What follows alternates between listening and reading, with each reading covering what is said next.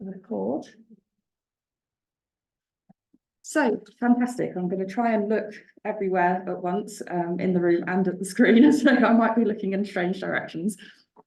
My name's Leah and I am a research associate from the University of Portsmouth. I really don't know where to look for the minute, but it's better to look at my screen or whether to look in the room. So we've got people online and we've got people in the room, and we are recording this session, which we will post somewhere and let everyone know where it's recorded after the session, so you can share or use it as a resource later on. But welcome to the first seminar in a series of 6. So this is about research skills in social care, and throughout these seminars we're going to be talking about how to conduct literature reviews and the different stages of conducting literature reviews. And it's just to get an idea of what research skills are involved and how they might be used in social care. So let's make sure I'm pressing the right buttons. There we are. So the aims of this session are to, we're hoping that by the end of the session, you'll be able to understand how to break down an area of research. I'll keep looking at you now. Hoping we'll be able to understand how to break down an area of research interest and be able to refine this into a focused research question. So I'll start by giving a quick overview of what research is. Research can be a really complex and scary field, and what research actually is pretty simple. It's the creation of new knowledge through systematic collection and analysis of data. So as a rule, research is either quantitative, qualitative, or mixed methods, and I do have to pause before I say those because I still trip over them every day. I will always struggle to say these. Excuse me. So when we're talking about quantitative research, we're talking about generally things that are hard facts. We're thinking about numbers, maths, science, sort of hard science things. And they will typically be using methods such as statistical analysis, randomized control trials, and potentially questionnaires. When we're talking about qualitative research, we're thinking about the qualities of things. It's more interpretation-based, more meanings, experiences. And normally you'll use something like interviews or journals or diaries or observations. And then we have our mixed methods, which is bits of both.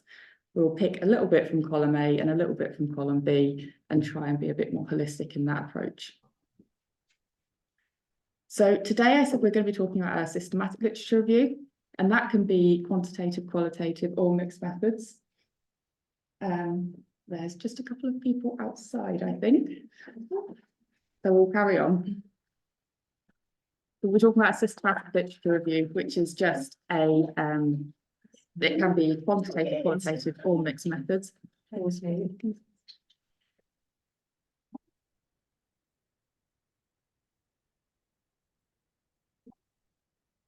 Okay. So what do we mean by systematic literature review, and what is a systematic literature review? If anyone listening here in the room or at home has done a degree, then you've probably done a final year project where you did a literature review as your dissertation. And what we're talking about today is pretty much the same, but generally a lot more involved and a fair bit bigger. A literature review is a method of research that in and of itself that involves putting together what information already exists on a particular topic.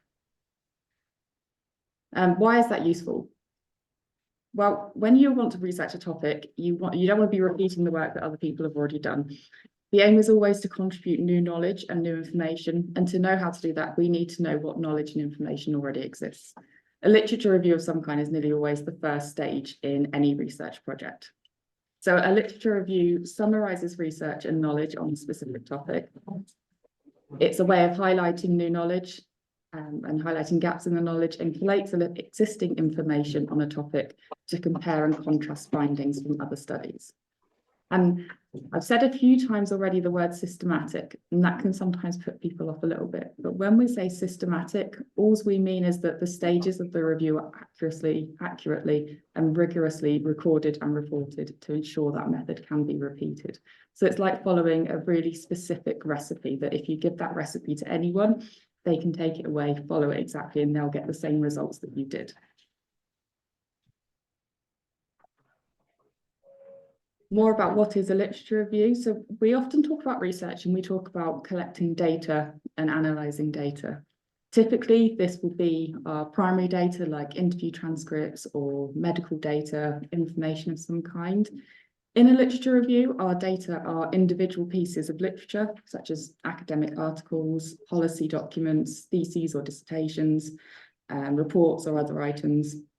And we kind of look at these each as like an individual piece of data themselves that are giving us a piece of information, and then we put them together and collate them.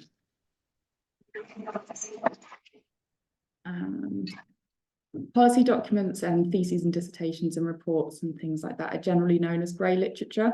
And all that means is that they're literature or pieces of information that are outside the normal academic channels. So they won't be published in peer-reviewed journal articles and things like that. They're sort of more open access. But all of this is data we could collect during a literature review.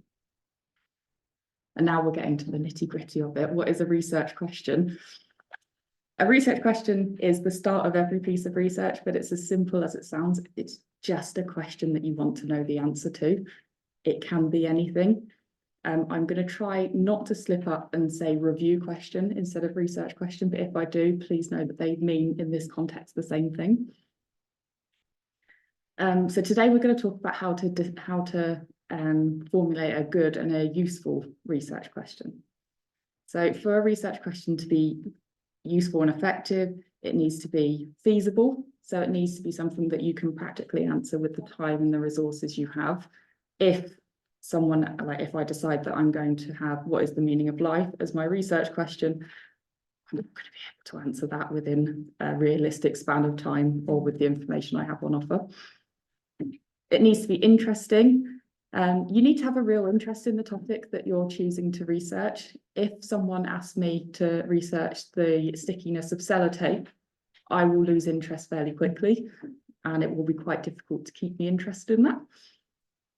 It needs to be novel. Your question should aim to highlight some new information or knowledge, because that's what we're hoping to do with research, is contribute some new information. Your question also needs to be ethical. So to conduct any research whatsoever, you need to make sure that the processes you follow are ethical and minimize any risks of harm.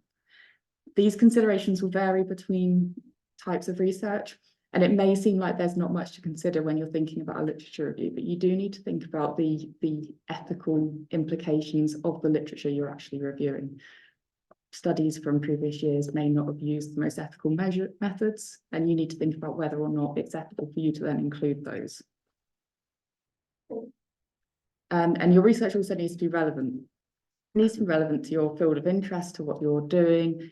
Again, if you ask me to research the stickiness of sellotape, has no impact on my daily life. It's not relevant to me unless I'm trying to stick up directions on the door. So it won't be particularly useful. So your research question is crucially important. And in the later seminars, you'll see that one of the things we use to sort of evaluate research is the clarity of the review question.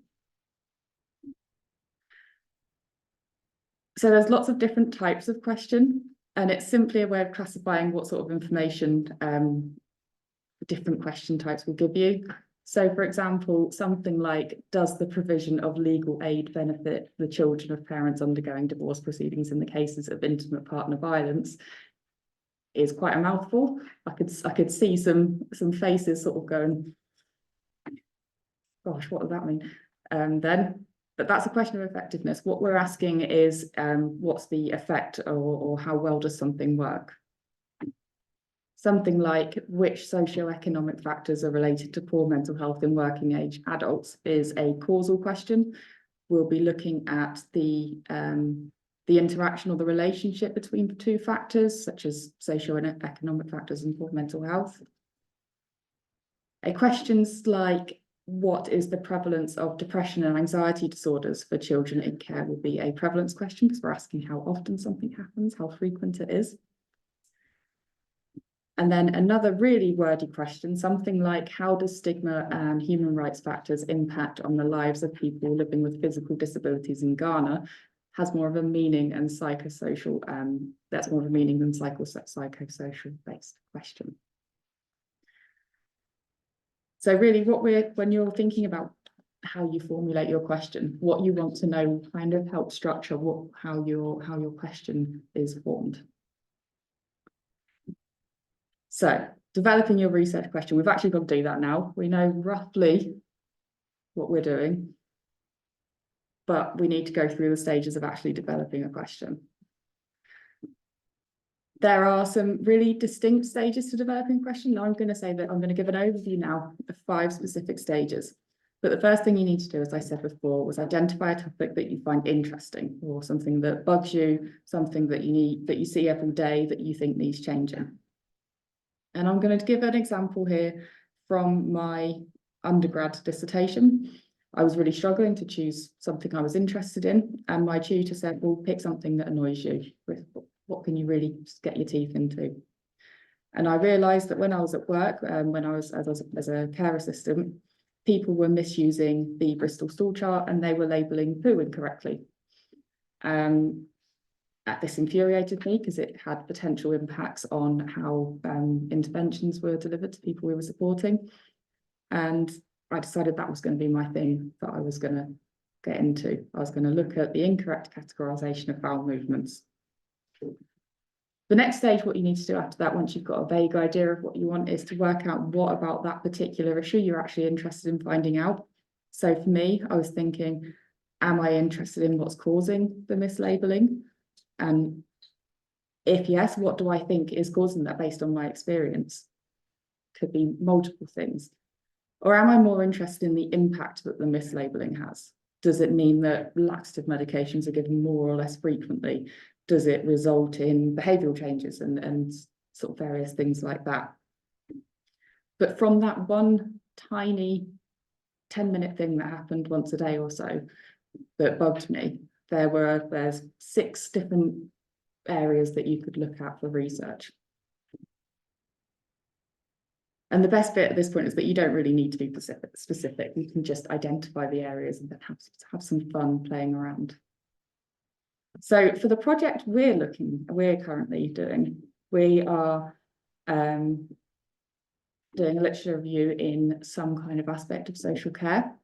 And to identify areas that we thought that were pertinent to everyone involved, we did lots of different things, and we were talking to users of older adult social care, talking to social work professionals, reading up-to-date literature and research, and looking at current issues in social work. And we also did some things, just sort of informal conversations, shadowing, and doing more talking. We did lots of talking to see what issues people were having, really. Some of the topics that came up were things like over-provision of equipment, staffing levels, the accuracy of assessments, and the cost of social care. So we had lots of topics that we could possibly look into. So that's stage 1. We've got areas that interest us. Stage 2, we need to know what already exists on that topic. And to me, this is one of the fun bits, although I accept that I might be a little bit strange. At this stage, we start looking at doing a brief and quick sort of scoping exercises. So we spent time looking at what's already out there, reading, making notes, working out which of the topics we're interested in has the most scope for being useful if we pursue it. And there are specific things we're looking to find out from our scoping exercises. For each of your little topics of interest and the things that you're thinking about, you want to see what research has been published. Has my question or my area of interest already been answered? And if yes, does it make sense? Is there anything the original authors didn't consider? And is it up to date? Are there specific people already interested in this? Can I do some more talking and let them give them a ring and see what they've got, what they're up to? Are there any specific terms I should or should not use? So, for example, in my undergraduate dissertation, I came up against massive issues using the word stall when I was searching databases. And is there enough literature to review? So it's perfectly fine and possible to conduct what we would call an empty review, which is where you do a search and there's no information there. That highlights a gap in knowledge that needs exploring. However, for us, we were wanting to look at something where we can make practical recommendations for work. So having an empty review wouldn't quite be helpful in that situation. So in practice, we had lots of research ideas that we could look into. And when we started looking into existing literature, we found something actually quite interesting. And that was that some of our pre-identified topic areas, such as accommodating changing needs of service users and staffing levels and such, were all related to one sort of overarching issue or topic. And that's collaborative working and integrated teams. When going through all the existing literature, not all of it, some of it, we could see that the use of multidisciplinary teams were required for things like making decision-making at hospital discharge and accommodating various needs and ensuring that there was smooth transitions across different organisations, things like that. So we spent more time talking. We do like to talk. And we spent a lot of time discussing this and going back to the literature, doing much more reading. But really, we had our topic. We had this overarching theme that everything kind of seemed to keep coming back to. So stage 2, we've kind of got our topic idea. And now what you need to do is focus the idea and refine the scope. And this is one stage that's very, very difficult to explain and describe because everyone will do it a little bit differently. So I realized that I'm actually a very visual person. When I was looking at refining the scope and focusing the ideas we had, I spent lots of time drawing lots and lots of very pretty diagrams. And I ended up with this. And this is what I decided was a way of mapping out roughly what the literature was saying about different aspects of collaborative working. It's a lot of information when you're reading all these articles to have in your head. Some people will write lots of notes and write paragraphs and try and write it all out or have sticky notes dotted around everywhere. Everyone will kind of do this a little bit differently. Now, obviously, this diagram's pretty small and you probably won't be able to see all the details, but there were lots of versions of this diagram for me. By doing this narrowed down to me that actually what we were looking at was the different features of collaborative working. And it helped us narrow down the scope of what we were looking at because we could see that the things we were interested in were mainly around older adults and specific team formations and things like that. And by drawing it out and getting everything neatly organised, that helps sort of narrow it down. So our next stage is about finalising your question. And this is probably the hardest bit. By this point, you should know roughly what your specific topic is, even if you don't quite have it in words. And what you want to know will determine how your question is phrased. And there's various tools that can help us with this. So we're going to talk about 4 main tools. PICO, CoCoPop, PE. I'm never sure whether to say PEO or PO. They sound the same either way, and Spider. So we'll start with PICO. PICO stands for Population, Intervention, Comparison and Outcome. Out of context, these can be quite difficult to understand and apply. But what these mean are their ways of structuring our question. Excuse me. So our topic area of interest is integrated teams in older adult social care services.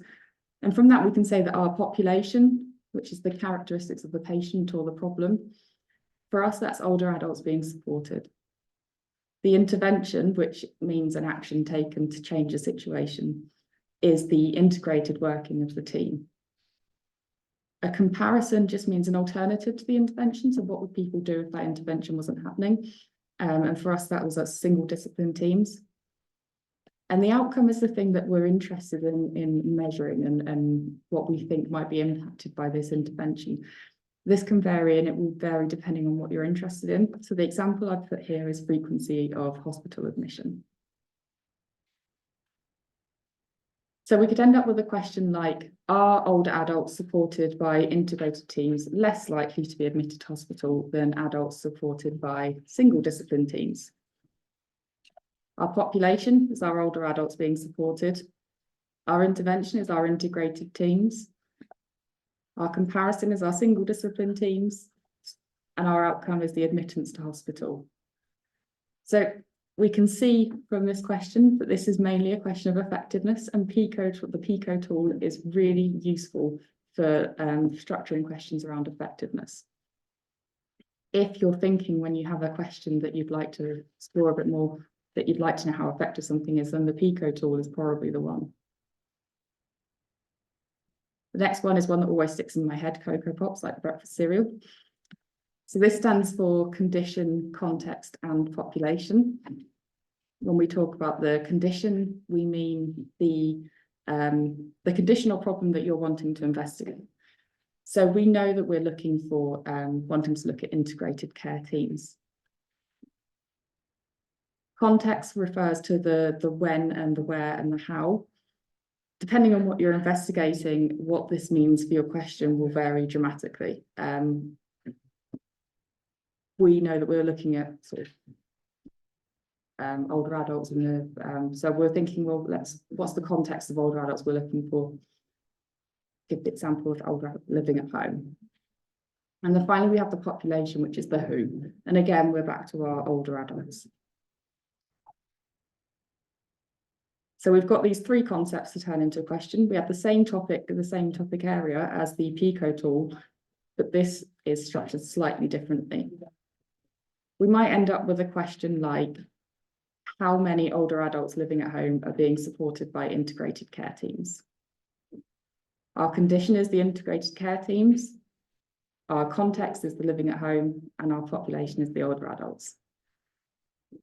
And I don't know if you can sort of see that this has come out a little bit of a causation question, prevalence, sort of how many, how often. You're asking about the sort of prevalence and causation aspects of this. So if you're looking at that sort of thing, then the CoCoPop tool is the one that to be using. And SPIDER, which is one of my favorites, it sounds scarier than it is, stands for sample. I'm going to trip over this word as well, I'd always do. Phenomenon. Can't say it. It's better to, I can't spell it either.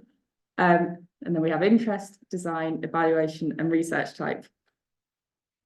So while the other tools started with population, SPIDER starts with sample. And again, that means our demographics of the target group we're wanting to investigate. So age, gender, occupation, ethnicity, etc. For us, the example I've gone for is social workers for today. And then we have our phenomenon. I think I said it right then. Phenomenon of interest. So this is just a sort of a fancy way of saying the specific issue that's being investigated, the thing that you want to look at. And for us, the example I've given is support for older adults from integrated care teams. And then we have the design, and this can be where it gets a little bit tricky. The design means the way the researchers of the literature you're looking for, or the research you're looking at, went about collecting their data. And this can be the slightly tricky bit. But for example, if we wanted to know about the experiences of people, we might look for research research studies that conducted interviews to elicit those experiences. And then we have our evaluation. This is the outcomes of the research we were looking for. So it's really an alternative word for outcome to make it fit SPIDER. But I like to think about it as what were the researchers evaluating? What are we evaluating? So if we're choosing the experiences, attitudes, and knowledge and quality of life of older adults, then that's the thing we're evaluating with the phenomenon of interest. And then finally, the research type, and this is where we go back to the beginning, where we can have qualitative, quantitative, mixed methods. It doesn't just have to be one, it can be mixed methods and be a mixture of things. So using that tool, we might end up with a question like, what are the experiences of social workers working in integrated care teams supporting older adults? Our sample would be social workers. Our phenomenon of interest is integrated care teams supporting older adults. And our evaluation is experiences, which also leads into our design and our research type. So this has kind of, again, using a different tool, has changed what type of question this is. So if we were looking for more meaning, qualitative, mixed methods based research or question, then this is the type of tool we would probably use.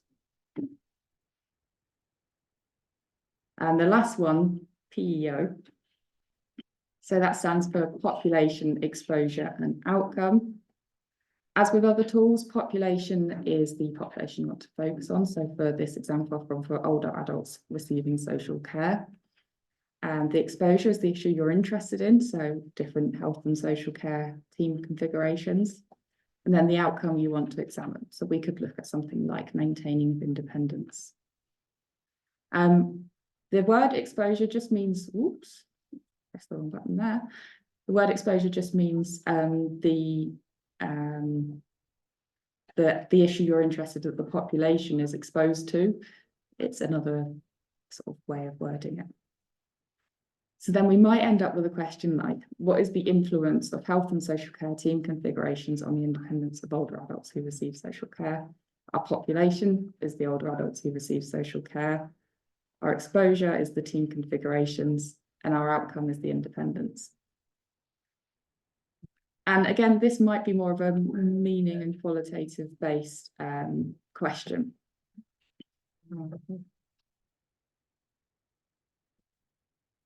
Okay, so then we get to the final stage of refining and developing our research question.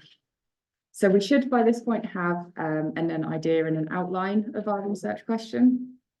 So the actual question that we have chosen as our literature review question is a little bit different.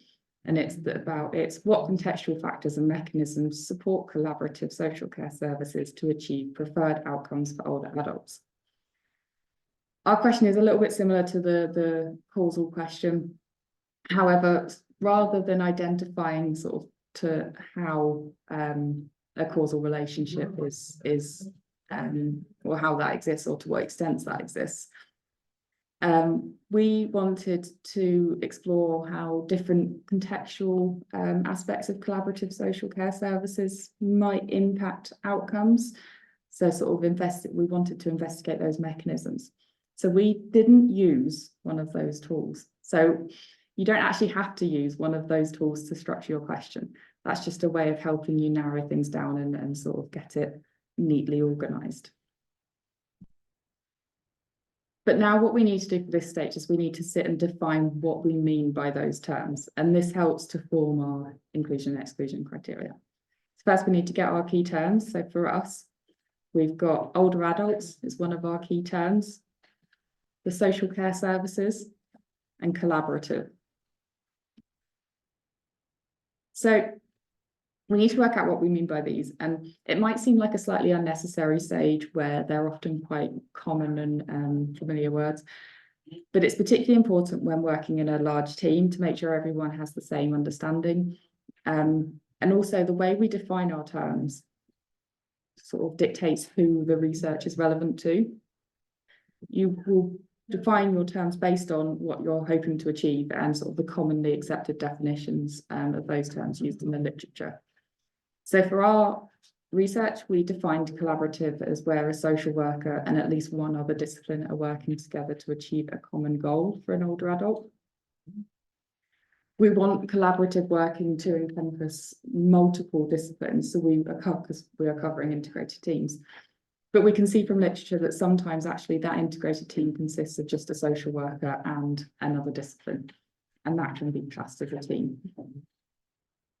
We wanted to make sure that our findings were relevant to social workers. So that's where we've defined collaborative as including a social worker. Older adults, we went for defining that as an individual over the age of 65. Whilst retirement age is changing and different services may have different eligibility criteria for who they consider older adult, we wanted to keep this quite broad for our review so that we can explore those different contexts and different mechanisms that might impact how that care is and how that support is provided.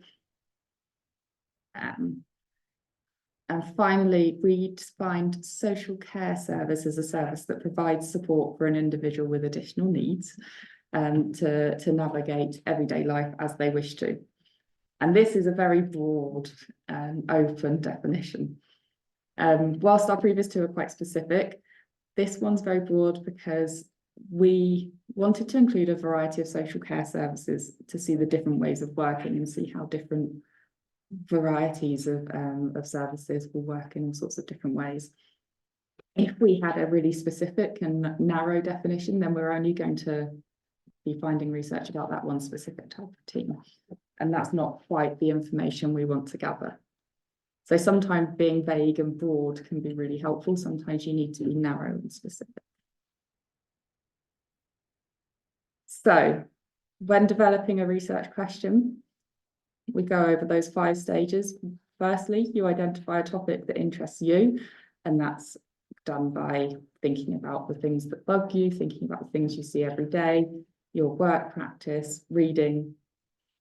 2, look at the literature and the research that already exists, which is, again, more talking and more reading. It's always fun. And 3, focus your idea and refine your scope. And remember, this is the one that can be done differently for every person. Every person will have their own little way of getting all of their ideas out and narrowing them down. You finalize your question by looking at different question structures and potentially using different tools. And then finally, you define your terms. So you think about what you want to come out of the research and use different definitions from literature. So that was a whirlwind tour. And hopefully you now have an idea of how to break down an area of research interest and be able to sort of think about how you might refine that into a focused research question using a variety of tools. Next time, so our next seminar is on the 20th of March, and then we're going to be looking for how we turn that question into a search for evidence on academic databases or looking at grey literature. And then we've got 4 more after that, which is thrilling. And we'll be looking at how we critically appraise studies, how we synthesize evidence, assess quality of studies, and then how we actually bring it all together and disseminate those findings and what we do with the information we've produced. Hopefully, this will be a series that presents information in a fairly easily understandable way. And that brings us to the end. So if anyone has any questions, that would be great. I've also popped a QR code on the screen, so you should be able to scan that through your phones, and it will take you to a little form to just answer a couple of brief questions. You don't have to, but we would really appreciate any feedback because we want this to be as sort of accessible and easy to understand as possible. Not reassuring, but I'm not good with that sort of stuff. So was that technology or technology? Yeah, yeah. I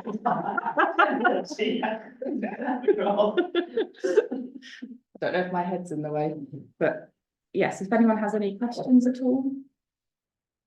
Can I sort of introduce the question, which is why is this directed at social workers or is this directed anyone at all? Okay, all right, cool. Anyone sort of interested in research really, or wondering how research takes place. It's going to have a social care theme running throughout, because the project that's funding this is on increasing capacity in social care.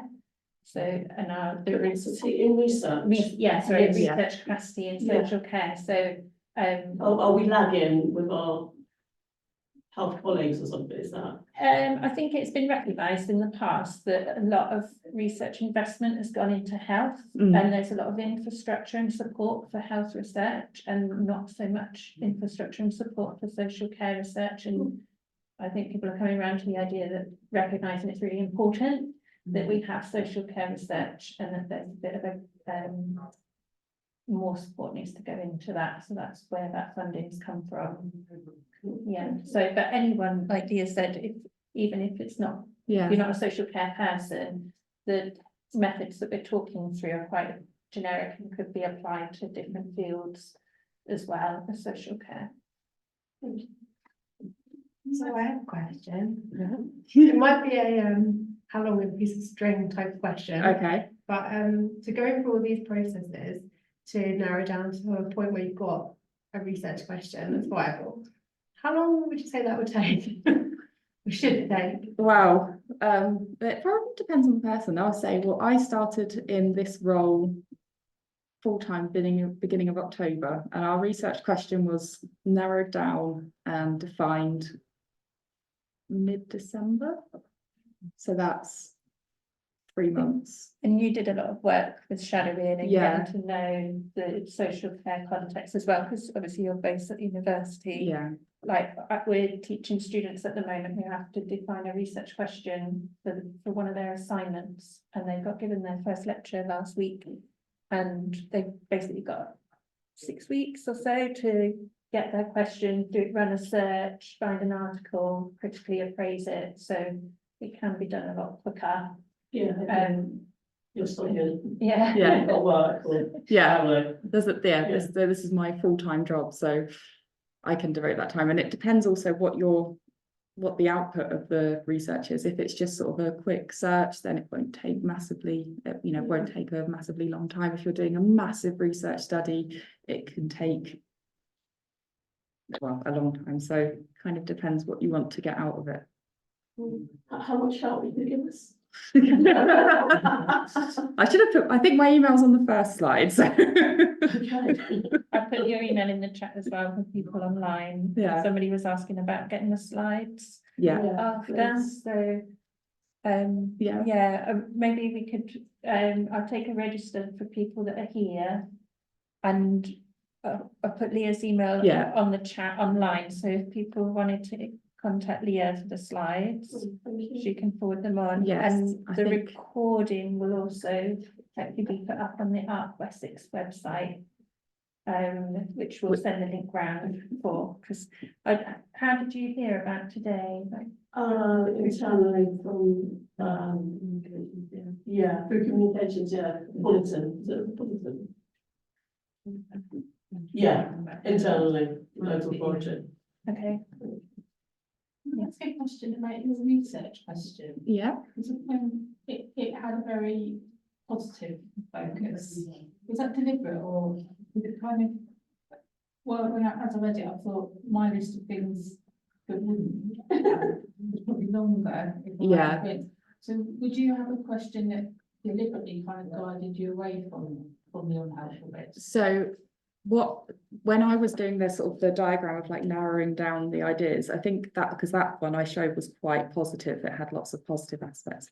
And what I actually did was separated it into 2 diagrams in the end, and I had one for sort of positive impacts and one for slightly more negative impacts. So Your questions kind of, it's what is all it's about positive. yeah, so we're sort of looking at what helps. Yeah. Yeah, you can, when we're looking at what helps, that will also kind of, we can look into what inhibits and what barriers there are. We're hoping to identify both, really. Oh, yeah, that's a good question. You find it was all don't focus on the positive, aren't they? Because that's what It still means you're open to both looking at all of it in the end. Yeah, Yeah. yeah, so we're sort of looking at the,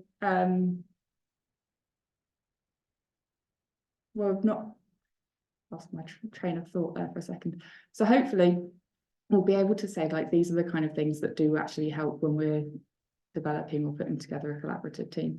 There will be barriers, and what we're hoping to do is more come up and say, this is maybe a barrier and this is how we can negate it and sort of circumvent it and prevent it from having such a negative impact. Some food for thought. Yeah. Very much for the best opportunity out. That's good to know. It's a really good question, though. Yeah. It's good to, you've got to be open to all eventualities. I mean, when you're doing research, if you go in with a one-track mind thinking, I'm gonna prove that this works, if you're looking at effectiveness, for example, then you'll end up ignoring all the stuff that says it doesn't work, and you'll end up with a biased answer at the end, so, yeah.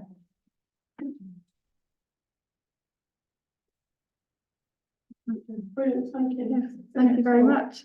Thanks. That was quicker than I expected, but obviously Yeah. a lot to pack into that. I think I'll watch you again. Yeah, it's quite difficult to kind of spread it out a bit. I think that's probably me though, more than I think anything. having it on Zoom means you can revisit things, and that's Yeah. for me really helpful, because I miss like words and everything like that. Yeah. It's good format. Just checking that people online, if anyone wants, everyone's on mute at the moment, but if anyone had any questions online, want to either shout out or type something in the chat. Shall I?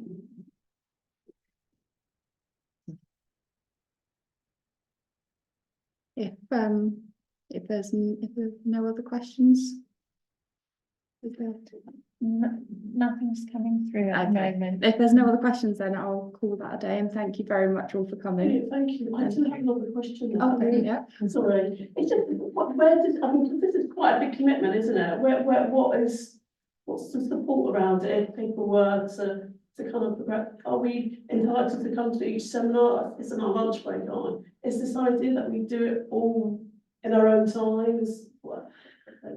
Didn't quite get that. So hopefully this would contribute towards your CPD Okay. and Yes. the sort of re-registering within Yes. social work. So you should be able to theoretically Yeah. incorporate it into your working hours, but I appreciate that that's not always possible Yeah. because sometimes it's, Yeah, it's a good way to look at it. Yeah. yeah, this should contribute towards your CPD. Thank you. Thank you so much. Thank you. So thank you for everyone online. Yeah, let me, do you want to, put your names? Thank you everyone. Thank you very much for everyone online, and I'll let you go.